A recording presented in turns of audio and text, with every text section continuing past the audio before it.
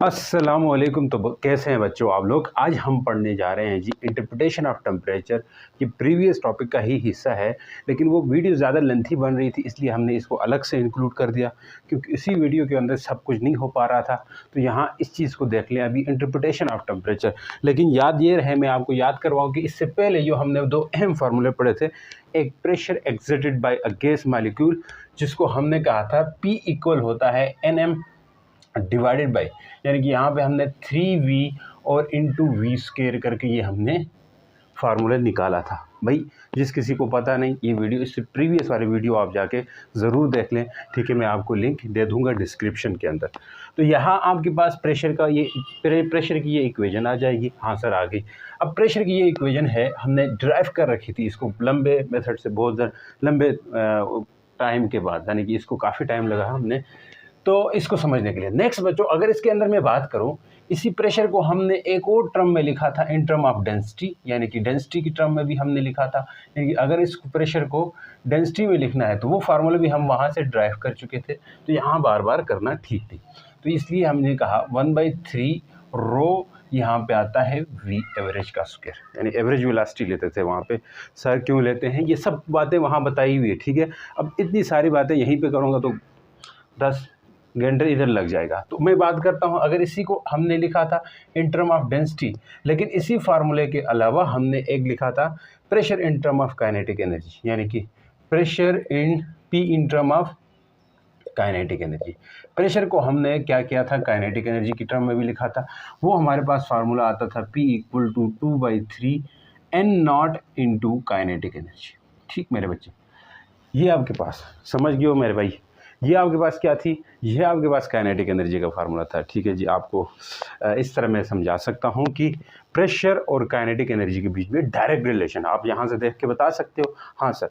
Next बात important सबसे करनी है अब, है इंटरप्रिटेशन ऑफ टेम्परेचर, यानी कि यूँ कह लें कि टेम्परेचर के साथ काइनेटिक एनर्जी का क्या ताल्लुक है। हमने शुरू में कहे थे कि जैसे दो होती है ना, एक मैक्रोस्कोपिक बिहेवियर कहें, एक माइक्रोस्कोपिक कहें। तो माइक्रोस्कोपिक बिहेवियर में हमारे पास काइनेटिक एनर्जी, स्पीड, ये आपके पास माइक्रोस्कोपिक बिहेवियर है। इनको हम लिंक करवा रहे हैं प्रेशर, टेम्परेचर या वॉल्यूम के साथ। तो ये बनता है माइक्रोस्कोपिक के साथ लिंक करवाना, क्योंकि हम किसी चीज़ को देख पाते हैं गैसेस के लिए, वो क्या है, सबसे पहले गैस के लिए हम गैस की स्पीड को हम मेजर नहीं कर सकते, बहुत छोटा लेवल है। या गैस के लिए गैस की काइनेटिक एनर्जी हम नहीं बता सकते, बहुत छोटा लेवल है, इतने साइज़ कम होता है गैस के मॉलिक्यूल्स का, हमें दिखाई भी नहीं पड़ते। तो वो हो गया माइक्रोस्कोपिक लेवल, गैस की काइनेटिक एनर्जी माइक्रोस्कोपिक होगी। दूसरी तरफ हम प्रेशर तो प्रेशर तो मेजर कर सकते हैं, या प्रेशर तो हम एब्जॉर्व कर सकते हैं गैस का, या वॉल्यूम को हम एब्जॉर्व कर सकते हैं किसी चीज़ में डालें, ठीक है। या टेम्परेचर को भी कर सकते हैं मेरे भाई। तो इसका मतलब ये हुआ कि टेम्परेचर के साथ, प्रेशर के साथ, वॉल्यूम के साथ लिंक करवाना, किन का, स्पीड का, काइनेटिक एनर्जी का। तो ये लिंक क्या है, मैक्रोस्कोपिक को माइक्रोस्कोपिक, माइक्रोस्कोपिक को मैक्रोस्कोपिक के साथ लिंक करवा रहे हैं। ये मैंने प्रीवियस वीडियो में बताया था। जैसे इन फार्मूले में देखो, जो 3 फार्मूले मैंने आपके सामने बताई, यहाँ पे भी यही चीज़ हो रही है। स्पीड एक माइक्रोस्कोपिक है, इसको प्रेशर के साथ लिंक हो रहा है, तो इसका मतलब ये है कि यहाँ पे लिंक हो रहा है। ये स्टैटिस्टिकल मैकेनिक्स करवाती है, ठीक है सर। यहाँ पे वॉल्यूम प्रेशर जो है, वो स्पीड जो है प्रेशर के साथ हो रहा है। तो इसी तरह यहाँ पे हमने कहा कि यहाँ नंबर ऑफ मोल्स भी अच्छा है, एन का मतलब ये है। तो इसका मतलब यहाँ काइनेटिक एनर्जी को प्रेशर के साथ लिंक करवा रहे हैं। तो आगे चल के हम, यानी कि टेम्परेचर को काइनेटिक एनर्जी के साथ लिंक करवाएंगे, तो टेम्परेचर भी आपके पास एक मैक्रोस्कोपिक प्रॉपर्टी है। तो हम शुरू यहीं से करेंगे। इस इक्वेशन को इक्वेशन 1 का नाम दीजिए, ठीक है, शुरू अल्लाह के नाम से। हाँ शुरू तो पहले के कर चुके हैं सर। हाँ चलो इसको शुरू करते हैं जी। प्रेशर तो आपके पास ये है, हाँ सर यही है। अब अगर मैं कहूँ, आप क्या कहने वाले हैं सर, अगर मैं कहूँ कि प्रेशर तो ये है, इसी प्रेशर के अंदर हमने वो लेकर के आने, यानी कि काइनेटिक एनर्जी के टर्म में हमने इसको लिख लेना है, तो क्या मैं इस प्रेशर से इस V को हटा के इधर भेज सकता हूँ?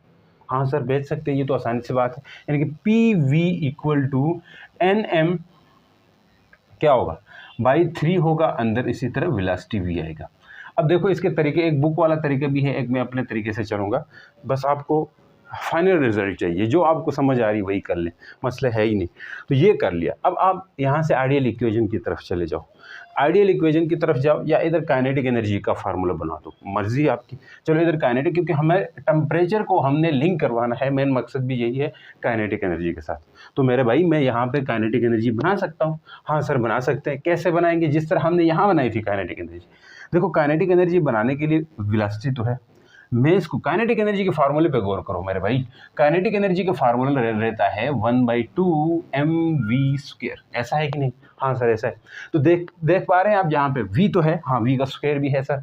अब दूसरी बात क्या, m में इस खिसका के अंदर ले जाओ तो इसका मतलब है m भी आ जाएगा। कमी किस चीज़ की रह जाएगी? 2 तो नीचे कहीं दिखाई नहीं पड़ रहा, तो नीचे 2 की कमी है। ओवरऑल इस पूरी साइड पे 2 नहीं है, तो इसका मतलब मैं 2 यहाँ पे लाने के लिए खुद से मल्टीप्लाई भी करूँगा, डिवाइड भी करूँगा। यही तो चलता है मैथमेटिक्स के अंदर कि कोई चीज़ अगर ऐड करना चाहते हो तो उसको माइनस भी कर लो, कोई चीज़ माइनस करना चाहते हो उस चीज़ को प्लस भी कर लो, और किसी चीज़ को मल्टीप्लाई करना चाहते हो उसको डिवाइड भी कर लो। ऐसा है कि नहीं? हाँ सर। तो इसका मतलब है कि मैं इसको खिसका के अंदर ले जाते हैं आए, तो PV = NM, नहीं सर अंदर ले जाओ, N/3 अंदर लेके गया मैं mv²। किस चीज़ की कमी लग रही है यहाँ पे? 1/2 की। सर 2 नीचे रख लें, एक 2 बाहर रख लें, एक 2 यहाँ रख लें, एक 2 यहाँ रख लें। इससे होगा क्या? इससे होगा ये मेरे भाई, यहाँ पे आपके पास काइनेटिक एनर्जी बन जाएगी। हाँ सर वही तो कर रहे हैं, आप बता क्यों रहे? 1/2 = mv²। ये हो गया। मेरी बात समझ आई कि नहीं आई समझ? तो अब यहाँ से ये तो काइनेटिक एनर्जी बन गई, इस 2 को खिसका के शुरू में ले जाएं, क्या लेके जा सकते हैं? हाँ बिल्कुल। तो PV = 2/3 N, अब यहाँ से क्या आएगा? 1/2 mv² होगा। ऐसा है कि नहीं? अब ये इक्वेशन नंबर क्या होगी मेरे भाई? 3 होगी। कह दो या इधर काइनेटिक एनर्जी लिख दो इसकी जगह। हाँ लिख देते हैं सर, चलो लिखते हैं, फिर इसको इक्वेशन नाम देंगे। आ जाओ यहाँ पे। अब इसको मैं हटा दिया, इस बात की तो समझ आ गई। तो PV अपनी जगह बिल्कुल, 2/3 अपनी जगह, और N भी अपनी जगह। अंदर क्या है जी मेरे भाई? काइनेटिक एनर्जी है। अब चले जाओ आइडियल गैस इक्वेशन की तरफ, इसको आप इक्वेशन नंबर 3 नाम दे देना। समझ गए?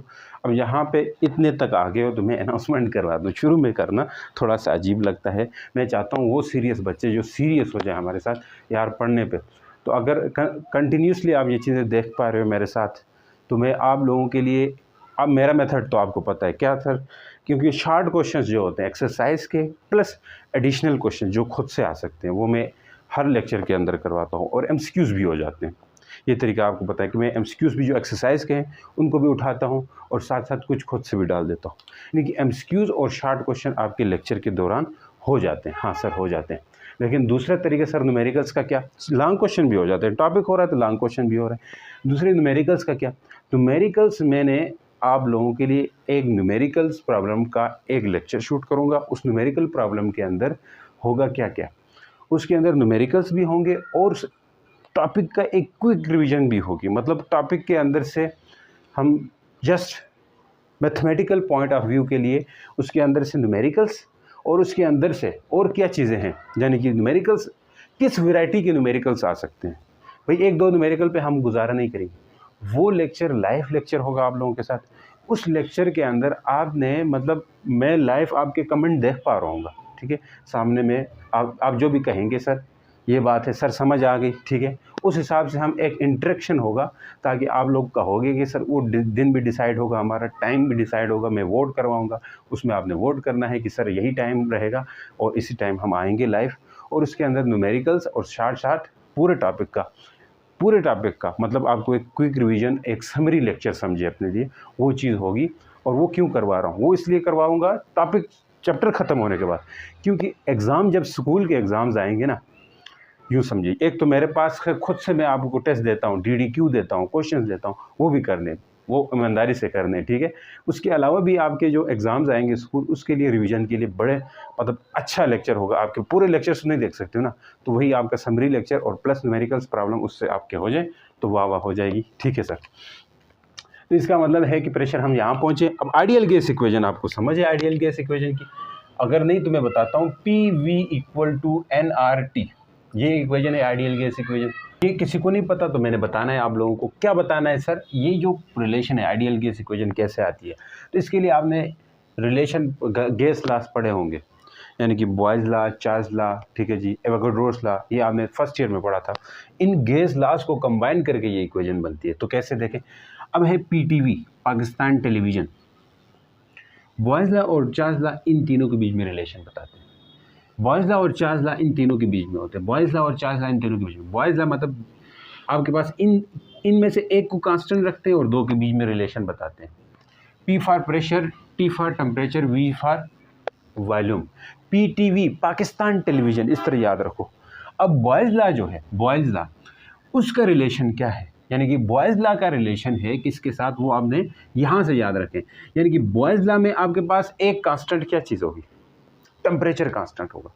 टेम्परेचर कांस्टेंट होगा और वॉल्यूम और प्रेशर के बीच में रिलेशन होगा। क्या मैं कह रहा हूँ, टेम्परेचर कांस्टेंट होगा और वॉल्यूम और प्रेशर के बीच में जो रिलेशन है वो इन्वर्सली रिलेशन है मेरे भाई। किसके बीच में, ध्यान से, ये है बॉयज़ लॉ। और यहाँ पे ये मैंने बॉयज़ लॉ बताया, हाँ सर बॉयज़ लॉ बताया, और किसके बीच में रिलेशन है, प्रेशर और वॉल्यूम के बीच में, और टेम्परेचर क्या है मेरे भाई, कांस्टेंट है। सर ये बात समझ आई कि नहीं? हाँ सर आ गई। तो इसका मतलब है कि इन दोनों के बीच में रिलेशन इन्वर्सली प्रोपोर्शनल है। प्रेशर बढ़ेगा तो वॉल्यूम घटेगा, यही तो पता है, 9th क्लास में पढ़ते थे। प्रेशर बढ़ेगा तो वॉल्यूम कम हो जाएगा, प्रेशर को ज़्यादा करो वॉल्यूम कम, प्रेशर को कम करो वॉल्यूम ज़्यादा, ये चीज़ चल रही। इन्वर्सली का मतलब भी यही होता है। अब यहाँ पे आपके पास क्या है, P और V के बीच में रिलेशन, T को कांस्टेंट रखा। दूसरी तरफ अगली दफ़ा हमने वॉल्यूम और, बात ध्यान से सुनना, वॉल्यूम है एक, टेम्परेचर है, इनके बीच में रिलेशन देखेंगे, यानी V और T टेम्परेचर के बीच में, और ये कौन से लॉ में होगा, चार्ल्स लॉ। और मेरे भाई यहाँ पे प्रेशर को क्या रखा जाएगा, कांस्टेंट। और इतनी बात यहाँ डेरिवेशन के लिए जो ज़रूरी है मैं वही करा रहा हूँ। अब यहाँ पे V इन्वर्सली प्रोपोर्शनल था, P के इक्वेशन 1 कह दो, यहाँ पे डायरेक्टली प्रोपोर्शनल है तो इक्वेशन 2 कह दो, मैं बाद में करा दूंगा, मसला नहीं। ये बात समझ आ रही कि नहीं है? हाँ सर आ रही है। अब तीसरा लॉ है एवोगाड्रोस लॉ, जिनका ताल्लुक है कि जो वॉल्यूम है वो डायरेक्टली प्रोपोर्शनल है नंबर ऑफ मोल से। वॉल्यूम किसके डायरेक्टली प्रोपोर्शनल है, N से। N क्या है, नंबर ऑफ मोल्स। जितने नंबर ऑफ मोल्स होंगे गैस के उतना ही ज़्यादा वॉल्यूम होगा, ये तो कॉमन सी बात है। तीसरी इक्वेशन। अब इन तीनों इक्वेशन को हम यहाँ पे इस्तेमाल करेंगे, फिर ये आइडियल गैस इक्वेशन निकालेंगे। तो पहले यहाँ से ले लो, V is inversely proportional to P, this is the equation 1. V is directly proportional to T, this is equation 2. And V is directly proportional to N number of mole, this is the equation 3rd. Compare these three equation. V एक ही लिखेंगे, हाँ sir, N और T directly proportional है तो directly proportional ऊपर आ जाएगा, और नीचे जो है इन्वर्सली प्रोपोर्शनल वाली चीज़ आ जाएगी। अब ये प्रोपोर्शनलिटी हटाओ मेरे भाई, तो यहाँ पे क्या आएगा, कांस्टेंट आएगा, और एन टी आ जाएगा, नीचे पी आ जाएगा। समझ गए सर? समझ। अब जहाँ पे कांस्टेंट जो है क्या है, कांस्टेंट तो कोई ना कोई आएगा, वो होगा constant, gas constant, universal gas constant. और ये कांस्टेंट क्या है हमारे पास, ये जो कांस्टेंट है वो है आर, यूनिवर्सल गैस कांस्टेंट।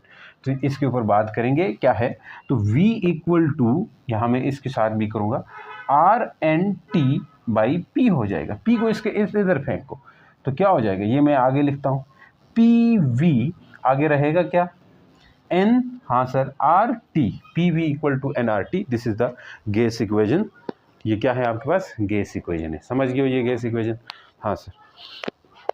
अब ज़्यादा उसके बारे में फर्स्ट ईयर में पढ़ के आना था, तो खैर हो गई। अब ये गैस इक्वेशन आपको तो पता है, ठीक है। तो प्रेशर का, वॉल्यूम का, टेम्परेचर का, अब ये मैं मिटा रहा हूँ, आप नोट कर लो। हमें ये चाहिए क्योंकि बुक में यहीं से आगे लिया हुआ है, तो ये चीज़ें मैंने प्रीवियस थी आप लोगों को बताई। तो अब क्या है सर, अब ये है, ये यूँ समझो अपने लिए कि ये हमने लिया है P V is equal to N R T. R क्या है यहाँ पे, आर क्या है, गैस कांस्टेंट है। आर गैस कांस्टेंट, इसकी अपनी एक वैल्यू होती है, ठीक है जी। इसकी वैल्यू भी आपके पास, यानी कि इसकी वैल्यू को हम आगे डिस्कस करेंगे, अभी के लिए आप बस डेरिवेशन पे फोकस करो। यहाँ पे आर क्या चीज़ है, आर है, इसको रेडबर्ग कांस्टेंट भी कहा जाता है, ठीक है।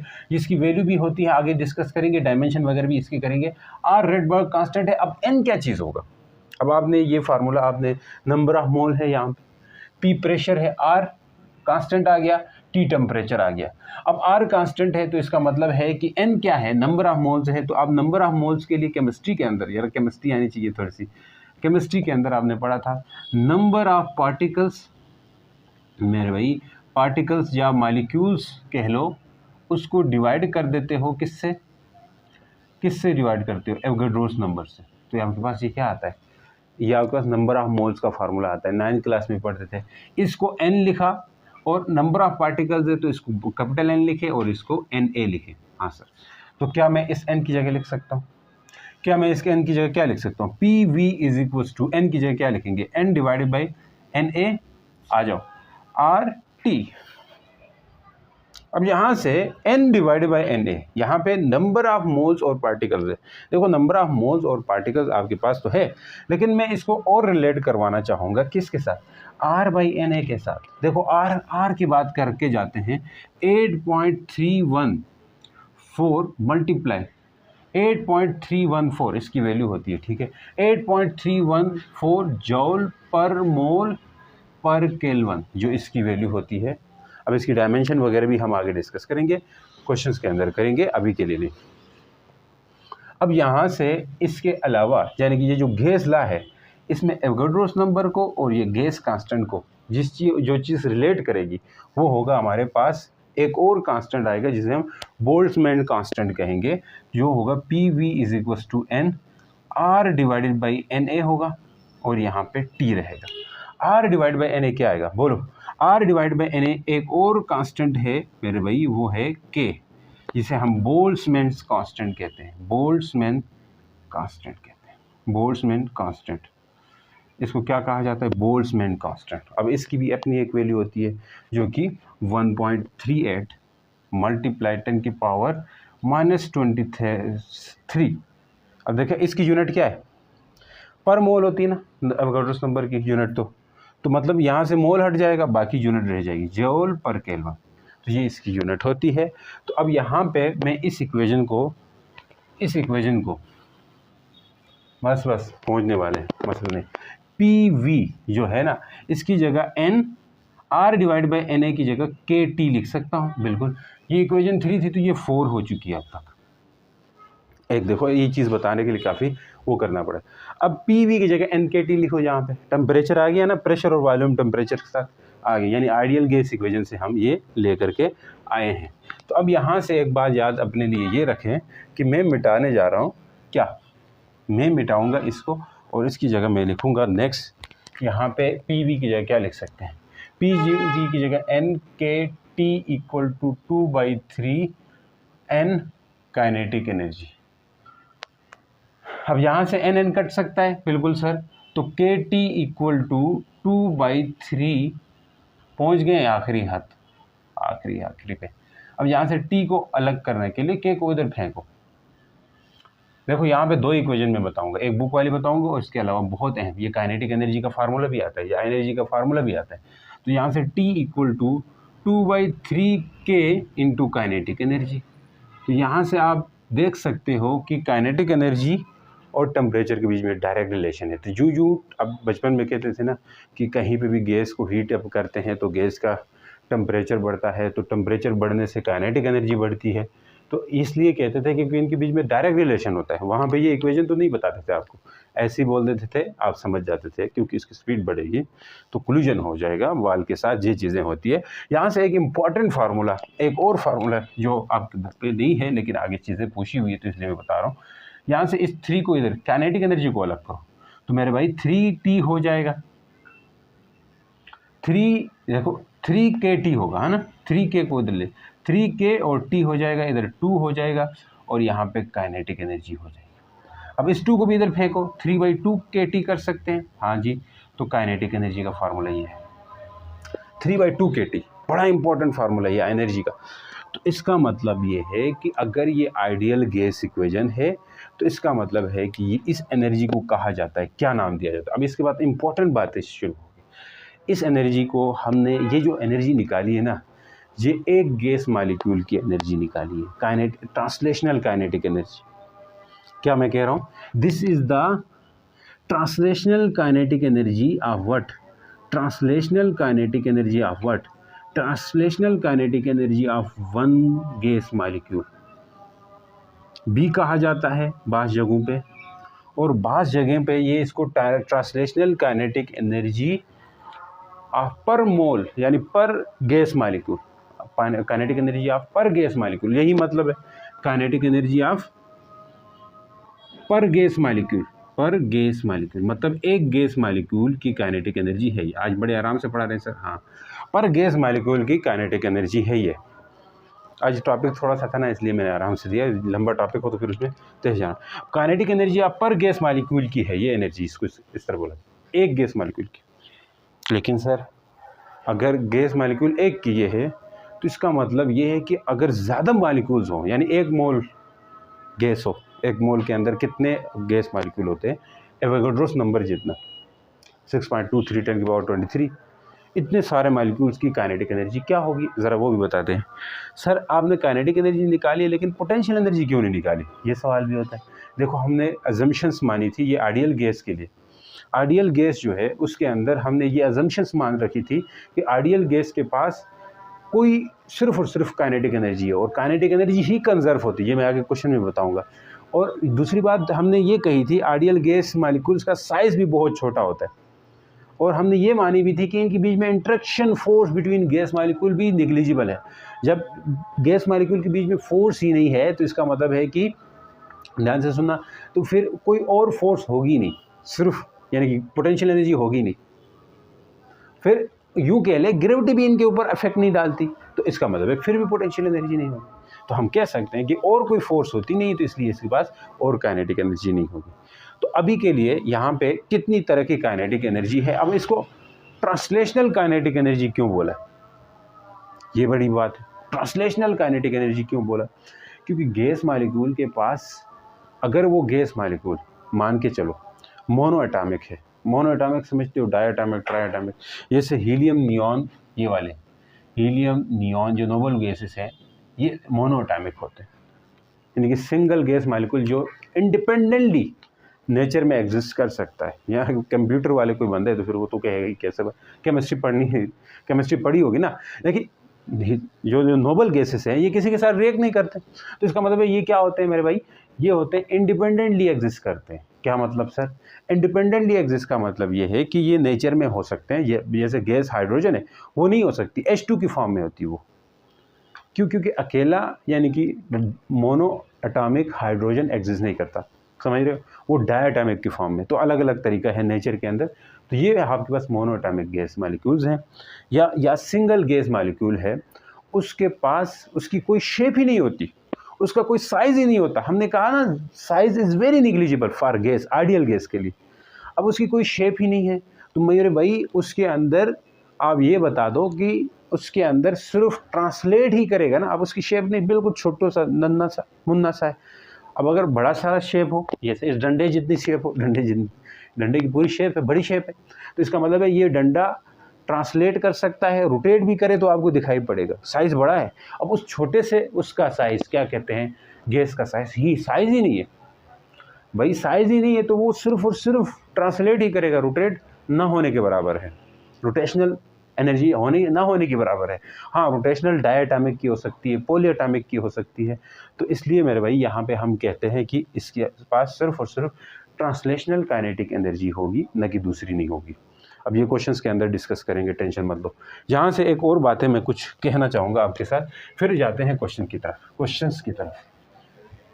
देखो ये काफ़ी उस तरह का टॉपिक था, लेकिन एक ही बोर्ड बना है, लेकिन टाइम ज़्यादा नहीं है सर आज आपने, हाँ ये मतलब। अब यहाँ पे मैं बता रहा हूँ कि ये काइनेटिक एनर्जी आ गई फॉर सिंगल गैस मॉलिक्यूल, अगर ज़्यादा हो तो फिर क्या होगा। ये हमने जो एनर्जी निकाली है, तो मैंने कहा पोटेंशियल होगी नहीं, इस बात की आप वो ना रखें कि भाई पोटेंशियल एनर्जी क्यों नहीं लिखी सर ने, उसके क्वेश्चन के अंदर भी डिस्कस करेंगे क्यों नहीं होती है। क्वेश्चन इस तरह के मैंने बताए, क्या पता आपको बोर्ड के पेपर में पूछे। भाई यहाँ पे 3/2 kT है ना, तो ये गैस मॉलिक्यूल की, अगर इफ फॉर 1 मोल, तो आपको पता है 1 मोल के अंदर मॉलिक्यूल्स कितने होते हैं, Na होते हैं 1 मोल के अंदर। अगर फॉर 1 मोल है तो kinetic energy, translational kinetic energy of 1 mole translational kinetic energy of 1 मोल। ये मैं क्या लिख रहा हूँ, ये मैं ट्रांसलेशनल काइनेटिक एनर्जी ले रहा हूँ 1 मोल की। कितनी की? 1 मोल की। वो है कितनी होगी? 3/2 होगी। यहाँ पे NaKT करना होगा। सर Na आपने खुद से लिखा है, लेकिन डिवाइड भी करना चाहिए ना, मल्टीप्लाई ऊपर मल्टीप्लाई में लिखा है, लेकिन डिवाइड भी करना चाहिए। ये सवाल पूछ सकते हो। नहीं, क्यों? क्योंकि 1 मोल के लिए यही है, तो n मोल के लिए कितनी होगी? जैसे मैं कहूँ एक कापी की कीमत 20 रुपये है, 20 कापियों की कीमत कितनी होगी? तो 20 कापी मल्टीप्लाई 20 करेंगे ना, तभी तो टोटल आएगा। तो इसका मतलब 1 मोल की ये है, 1 गैस की है। तो एवोगाड्रोस नंबर जितने गैस मॉलिक्यूल, एवोगाड्रोस नंबर जितने गैस मॉलिक्यूल, एवोगाड्रोस नंबर जितने गैस मॉलिक्यूल, मतलब क्या है? 1 मोल गैस मॉलिक्यूल। तो इसलिए देखो एवोगाड्रोस नंबर, अब ये मुझसे प्रोनाउंस कैसे हो रहा है, मुझे गलती हुई तो माफ़ करना। एवोगाड्रोस नंबर जितने मॉलिक्यूल जो होंगे वही तो 1 मोल होता है। हाँ सर, तो इसका मतलब है 1 मोल का निकालने के लिए एवोगाड्रोस नंबर से ही मल्टीप्लाई करेंगे ना। समझ रहे हो मेरी बात? हाँ सर, तो इसलिए मैंने किया ये। तो इसका मतलब क्या है कि यहाँ पे Na आ गया। अब यहाँ पे आपने पहले अभी थोड़ी देर के लिए कहा था कि K किसके इक्वल होता है? आपने कहा था ये है, K किधर गया? R/Na। R/Na को क्या बोला था? R/Na को K बोला था। तो इसका मतलब है K और Na और K क्या होगा? Na और K क्या होगा मेरे भाई? A छोटा है, ये होगा दोबारा से R। तो इसका मतलब है इधर मैं R लिख सकता हूँ। तो kinetic energy, translational kinetic energy of 1 मोल होगा 3/2 RT। ये फार्मूला 1 मोल के लिए 3/2 RT बुक में नहीं है, लेकिन लिखना होगा आपको। अगर वो एग्जाम में न्यूमेरिकल पूछता है 1 मोल की, तो आप ये फार्मूला लगा लो, या ये भी लगा सकते हो NaKT। ये भाई एक ही बात है, या तो NaKT करके लगा लो या RT करके लगाओ, एक ही बात होगी। इसका मतलब ये है सर, इसका मतलब ये है कि सर, इसका मतलब ये है कि आप यहाँ पे लिखना चाह रहे हैं कि अगर 2 मोल हो तो यहाँ 2 लिखना होगा, 3 मोल हो तो यहाँ पे मैं एक मोल की आ गई है ना। तो फिर बात क्या है? आप बाकी मोल का तो निकालना आसान है। 1 मोल है तो 1 आ गया, 2 मोल है तो यहाँ 2 रखना होगा, 2 कट जाएगा, 3RT हो जाएगा। 2 मोल के लिए 3RT, मैं यहाँ से डायरेक्ट समझा रहा हूँ। 2 कटेगा, 3RT आएगा। अगर ये तो 2 तो फिक्स है। अगर 3 मोल का देखना है तो 3 आएगा, 3 3 9, 9/2 RT आएगा। क्या आएगा जी? 9/2 RT आएगा मेरे भाई। अगर 4 मोल का हो, 4 मोल का हो तो 2 2 4, देखो 2 2 4, 2 आएगा यहाँ पे, 2 3 6, यानी कि 6 RT आएगा मेरे भाई। तो इसका मतलब सर आप ये कहना चाहते हो जितने मोल होंगे, n नंबर ऑफ मोल है तो n इंटू 3/2 RT, या इसको ऐसे भी लिखते हैं kinetic energy of, translational kinetic energy of n number of mole 3/2 nRT होगा, 3/2 nRT होगा। एक और बात समझा रहा हूँ, 3/2 nRT। ये आपके पास अगर वो कहता है 4 मोल का तो n की जगह 4 रख दोगे, 5 मोल तो n की जगह 5 लिख दोगे। ये जनरल फार्मूला हुआ नंबर ऑफ मोल्स के लिए। तो अब देखें जी क्वेश्चंस की तरफ जाते हैं 1 by 1। MCQ है आपका पहले वाला, विच ऑफ द एक्सरसाइज का पहले MCQ है, which of the following correct relation between pressure and density. Pressure और डेंसिटी का क्या रिलेशन है इनमें से? आपको फार्मूला याद होना चाहिए, फिर इंपॉर्टेंट फार्मूला था ये प्रेशर और डेंसिटी का, वो था 1/3 रो और V का स्क्वायर। ये हमने ड्राइव किया था। आप यहाँ से देख रहे हो कि प्रेशर और डेंसिटी का डायरेक्ट रिलेशन है, तो ये वाला ऑप्शन C ठीक होगा आपका। नेक्स्ट ये शार्ट क्वेश्चन है एक्सरसाइज का, कि शार्ट क्वेश्चन नंबर 1 है, mention the different ways of increasing the number of molecular collision. आप मॉलिक्यूलर कोलिजन को किस तरह इंक्रीज कर सकते हैं किसी भी गैस के अंदर? यानी कि आपने ये फार्मूला पढ़ा होगा, n है, m था और ये 3V था और ये यहाँ पे V का स्क्वायर था। यहीं से देखो वो तरीके बताओ जिसके थ्रू आप मॉलिक्यूलर कोलिजन को बढ़ा सकते हैं गैस के अंदर। तो बहुत तरीके। एक देखो, मॉलिक्यूलर कोलिजन तब बढ़ेगा जब प्रेशर बढ़ेगा, ऐसा है कि नहीं? तो कैसे? अगर n बढ़ जाए, number of moles by increasing number of moles. देखो जब भी कोलिजन बढ़ेगा तो प्रेशर बढ़ेगा, ये फार्मूला तो आपको पता है। नंबर ऑफ मोल्स, n को इंक्रीज करें, नंबर ऑफ मोल्स को बढ़ा दें bye increasing the number of moles of gas, या नंबर ऑफ मॉलिक्यूल्स बोल दो, नंबर ऑफ मॉलिक्यूल्स बोल दो मेरे भाई। और डिक्रीजिंग द वॉल्यूम, वॉल्यूम कम हो जाएगा, स्क्वीज करो यानी कि उसको दबा दिया, उसका वॉल्यूम कम हो जाएगा। उससे भी क्या हो सकता है, यानी कि प्रेशर बढ़ सकता है। प्रेशर बढ़ने के मतलब कोलिजन बढ़ सकता है। तो हम कह सकते हैं by reducing volume, by reducing volume, volume को कम करके, ठीक है सर। और अगर टेम्परेचर को बढ़ा दें तब भी तो कोलिजन बढ़ेगा, हाँ सर, टेम्परेचर को बढ़ा दें। तीसरी चीज़ है जी by increasing temperature, by increasing temperature, temperature को बढ़ाते हुए हम क्या कर सकते हैं, कोलिजन को बढ़ा सकते हैं, ठीक है सर। ये तीन चीज़ें, शॉर्ट क्वेश्चन, बड़ा सिंपल, एक्सप्रेशन लिख लो, ये बातें लिख लो, थोड़ी बहुत हेर फेर करनी, बढ़ जाएगा तो प्रेशर बढ़ जाएगा, ये होगा कोलिजन होगा, ये चीज़ें आप बता सकते हो। By reducing the volume, volume को अगर कम कर दिया जाए गैस का, कांस्टेंट टेम्परेचर, देखो वॉल्यूम कांस्टेंट टेम्परेचर हो और वॉल्यूम कम हो जाए, रिड्यूसिंग वॉल्यूम, वॉल्यूम कम हो जाए, कांस्टेंट टेम्परेचर हो जाए, pressure of a gas increase हो जाए। ये कौन सी लॉ की बात कर रहे हैं, चार्ल्स लॉ है या बॉयल्स लॉ है? देखो कांस्टेंट टेम्परेचर की बात हो रही है, यानी कि ये आपके पास एक तरह से, यानी कि जब बॉयल्स लॉ होता है टेम्परेचर कांस्टेंट होता है। बॉयल्स लॉ में टेम्परेचर कांस्टेंट, ये मैंने वहाँ पे भी नहीं बताया था, मुझे शक था दिल के अंदर यार, पता नहीं समझ आई होगी कि नहीं। वॉल्यूम और प्रेशर के बीच में इन्वर्सली प्रोपोर्शनल होता है in case of Boyle's law, temperature constant होता है। ये एक तरीका है BTCP करके, BTCP से याद रखो कौन सा कांस्टेंट है।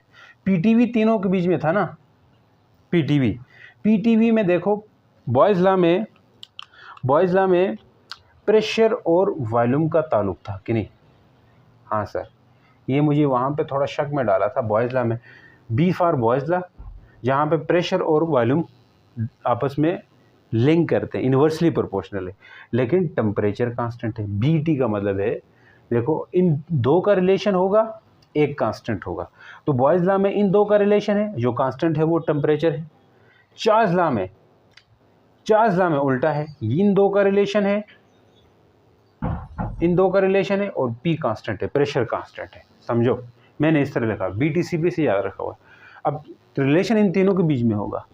अब देखो ज़बानी, बॉयल्स लॉ में टेम्परेचर कांस्टेंट है, BT टेम्परेचर कांस्टेंट है, तो PTV में तो T हट गया, टेम्परेचर कांस्टेंट होने से T हट गया, तो P और V बच गया, इनके बीच में रिलेशन होगा, वो इन्वर्सली होगा। आपको पता है, अंदाज़ा है ना, प्रेशर कम होता है उल्टा हिसाब होता है वॉल्यूम के साथ। CP में आ जाओ, CP में C for Charles law, P pressure constant है, तो मतलब P हट गया, तो PTV में से P हटाओ तो पीछे क्या बचेगा, P हटाओ, TV बचेगा ना, TV बचेगा PTV में से। तो TV में आपके पास देखो तो डायरेक्ट रिलेशन था, इस तरह हमने याद रखा हुआ है, तो आप भी इस तरह याद रखो। वहाँ बताना चाहिए था, मैंने नहीं बताया, सॉरी फॉर दैट, वहाँ पे आपको कन्फ्यूजन होगी, ये यहाँ तक आ गया, उसको मिल गया। वॉल्यूम और प्रेशर के बीच में इन्वर्सली प्रोपोर्शनल है। देखो अब कांस्टेंट यहाँ पे क्या है, ये कांस्टेंट टेम्परेचर है, टेम्परेचर कांस्टेंट है, यही बात हो रही है। तो ये इस चीज़ को एक्सप्लेन करो on the basis of kinetic theory. तो आप लिखोगे as the pressure and volume are inversely proportional according to Boyle's law, by increasing pressure the volume will decreases, ठीक है, by increasing pressure volume decrease होगा।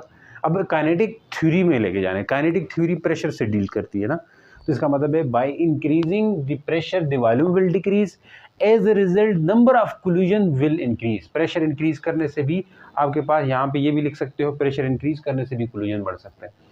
वहाँ पे एक बात, बाय इंक्रीजिंग प्रेशर या बोलो बाय डिक्रीजिंग वॉल्यूम, एक ही बात है ना, वही बात हो गई है, वहाँ रिड्यूसिंग वॉल्यूम होगी, बस यही बात है यार, इसकी ये भी लिख सकते हो। By decreasing volume the pressure will increases, as a result collision will increase, the collision of gas molecule with wall of the container will increase, therefore the gas molecule transfer large amount of momentum to the wall, and wall will also transfer equal amount of momentum to the gas molecule। तो ये explain कर दिया, समझ गए मेरी बात? हाँ sir.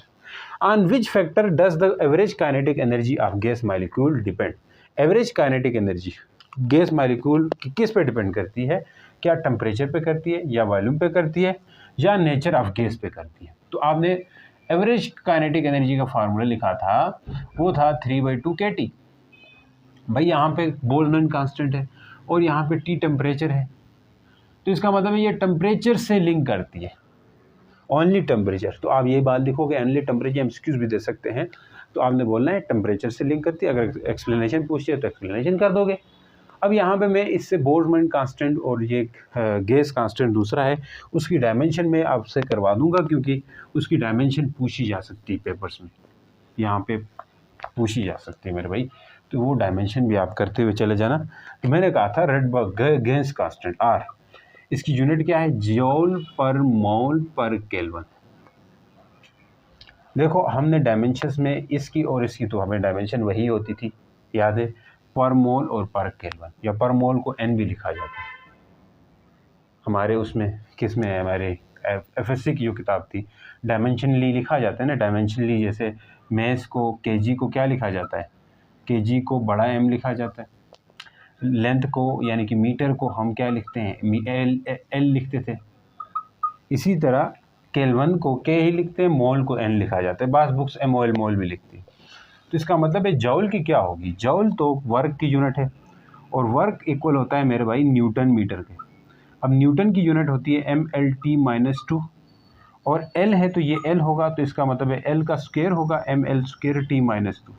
किसी को ये न्यूटन की डायमेंशन नहीं पता तो ये भी देख लो, F इक्वल टू क्या होता है MA, M का मतलब केजी एक्सेलरेशन का मीटर पर सेकंड स्क्वायर है, केजी के लिए बड़ा M, मीटर के लिए बड़ा L, और सेकंड के लिए नीचे T2 कर सकते हैं, तो ये क्या होगा MLT ऊपर आके -2, इस तरह हुआ। जौल के लिए तो यहाँ लिख दो ML²T-2, तो मोल के लिए n-1 लिख सकते हो केल्विन के लिख के, या ये भी लिख सकते हो, या MOL मोल भी लिखा जाता है बाहर जगहों पे, के बड़ा है। अच्छा, तो इसकी डायमेंशन पूछी जा सकती है। दूसरी बात, जो के है बोल्ट्जमैन कांस्टेंट, उसकी भी पूछी जाए, उसकी यूनिट है जौल पर केल्विन। भाई मोल तो हटेगा, ये नहीं होगा, बाकी वही होगी, जौल के लिए वही लगा लोगे, ये जौल के लिए आई थी ना, देखो, तो इसके लिए मतलब जो ML²T-2 और ये केल्विन माइनस, इसकी डायमेंशन भी आपको आनी चाहिए, पूछ सकते हैं। तो अब जाते हैं अगले क्वेश्चंस की तरफ। तो चलें जी, अब अगले क्वेश्चन की तरफ जाते हैं। एमसीक्यूज है, average translational kinetic energy of 2 mole of gas, क्या होगा 2 मोल ऑफ गैस इनमें से। देखिए ये ऑप्शन इस तरह, आपने जो काइनेटिक एनर्जी का फार्मूला पढ़ा था वो आपके पास यही था, 3/2 kT था। हमने कहा था यहाँ पे जो k है, अगर n नंबर ऑफ मोल्स होते हैं, एक मोल होता है तो उसके अंदर आपके पास Na आता है, तो Na लगा लेते थे, 3/2 Na kT कर देते, Na को क्या कर दिया था 3/2 Na की जगह R लिखते थे, RT हो जाता है, सही। तो अभी अगर n 1 मोल है तो ये फार्मूला लगेगा, 2 मोल है तो n, यहाँ पे फिर हमने क्या था 3/2 nRT, मतलब आप 2 मोल करेगा ना चाहते 2 लिख दोगे, तो इसने बोला है 2 मोल, तो n की जगह यहाँ पे 2 रखना होगा, तो 3/2 मेरे भाई क्या होगा 3/2 × 2RT, तो 2 कट जाएगा, 3RT आएगा, तो 3RT, ये RT समझ गए, 3RT। Calculate kinetic energy of gas, gas की काइनेटिक, ये एक गैस है, गैस मालिक्यूल, गैस मालिक्यूल कह देते हैं, गैस मालिक्यूल मतलब एक अकेला गैस मालिक्यूल है। अब इस तरह का जो असाइनमेंट का क्वेश्चन भी आपका, वहाँ पे अगर ये टेम्परेचर केल्विन में नहीं दिया तो केल्विन में कन्वर्ट करना है, कैसे करते हैं केल्विन में, 273 + 127 करो तो ये 300 आएगा, इस तरह करके प्लस करके, डिग्री को उसमें प्लस कर दो केल्विन में, केल्विन डिग्री का जो 0 होता है और केल्विन का 273 बराबर होता है, ठीक है। तो ये आपके पास 300 नहीं आता, 400 आता है, ठीक है, गलती होगी भाई, 400 केल्विन। अब ये एक गैस मालिक्यूल है, तो इसका मतलब है आप फार्मूला कौन सा लगाओगे काइनेटिक एनर्जी का, ट्रांसलेशनल काइनेटिक एनर्जी। अब जी आपके पास अगर मोनो एटॉमिक गैस देते, मोनो वगैरह पे न जाओ, छोड़ दो वो वाले, मोनो की भी यही होती है, 3/RT होती है मोनो के लिए, लेकिन डाई और ट्राई के लिए अलग होती है, वो आपके सिलेबस में नहीं है, तो हम भी कर रहे हैं, तो इसलिए हमने छोड़ भी दिया भाई शुरू से। 3/2, अब इसके लिए क्या करेंगे, 3/2 kT। मैंने कहा था अगर कोई एक सिंगल गैस मालिक्यूल, जिसको हमने शुरू में कहा था kinetic energy of 1 gas molecule, या kinetic energy of translation kinetic energy of per gas molecule था ये, तो यही है। इसलिए अब एक गैस मालिक्यूल है तो यहाँ पे यही करेंगे, 3/2 k की जगह 1.38 10⁻⁻23, और T टेम्परेचर है तो 400 लगा लोगे, तो आपका आंसर आ जाएगा मेरे भाई। अगर ये 1 मोल होता तो फिर फार्मूला आप ये लगाते या फिर ये लगाते। 1 मोल के लिए क्या करते, अगर ये 1 मोल के लिए पूछता तो 3/2 RT लिखते या फिर 3/2 NA/KT लिखते? एक ही बात है, NA/KT, NA को ही R बोला था। तो अब यहाँ पे रखने के लिए 3/2 R तो आपके पास पता है 8.314, T कितना है 400, भाई मेरे इससे डिवाइड कर दो, आपके पास एनर्जी आएगी, 1 मोल की एनर्जी आएगी। ये 1 मोल के लिए पूछ सकते हैं, तो मैंने ये आपको बता दिया। इसके साथ हमारा लेक्चर होता है समाप्त। तो मैं कुछ क्वेश्चंस DDQ के अंदर दूंगा, डायनेमिक ड्रिल क्वेश्चंस हमारे, वो आप लेक्चर के बाद सॉल्व करें। अगर उसमें किसी क्वेश्चन में मसला आता है, सर ये हमें समझ नहीं आया, तो आप लाजमी कमेंट करके बोलें सर ये क्वेश्चन, इसको आप डाउट अगले लेक्चर के अंदर डिस्कस करें, तो मैं स्टार्ट में आपको डिस्कस करके दूंगा। मसला नहीं, हम आपके मुताबिक चलेंगे, ऐसा नहीं है कि अपनी मर्ज़ी से सर ख़त्म करा के चले, आपके कन्फ्यूजन आपके डाउट्स के मुताबिक चलेंगे। ठीक है जी, तो मिलते हैं नेक्स्ट लेक्चर के अंदर, तब तक के लिए गुड बाय, अल्लाह हाफ़िज़।